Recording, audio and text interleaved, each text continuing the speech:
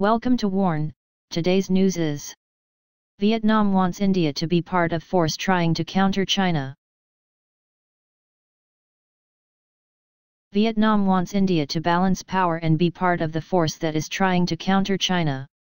The Vietnam position was articulated by Professor Nguyen Huong, a senior research fellow and vice president, Diplomatic Academy of Vietnam, at the concluding plenary, looking ahead of the Delhi Dialogue 9, organized by the Ministry of External Affairs along with Observer Research Foundation and Federation of Indian Chambers of Commerce.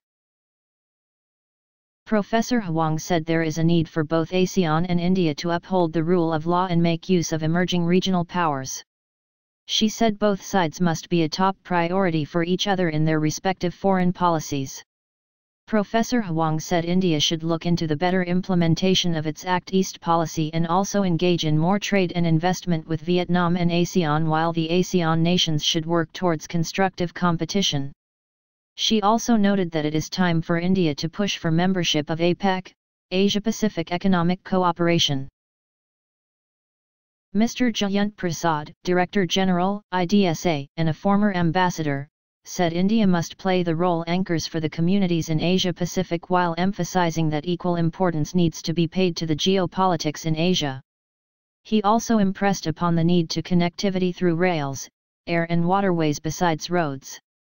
Mr. Biren Nanda, Senior Fellow, Delhi Policy Group and a former ambassador, suggested creation of a common security paradigm by India and ASEAN.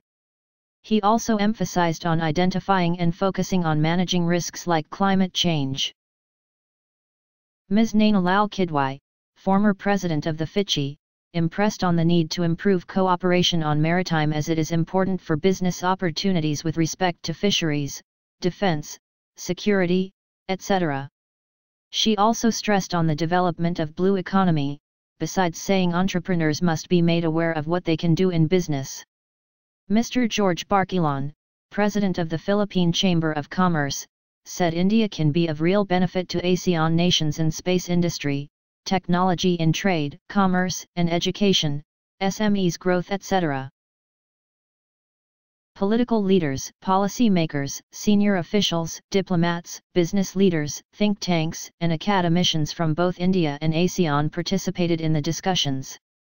The 10-member Committee of Permanent Representatives of ASEAN countries and 15 senior media personnel from ASEAN are attending the event. Thanks for watching. I hope you like this news. Please share your views in comment box.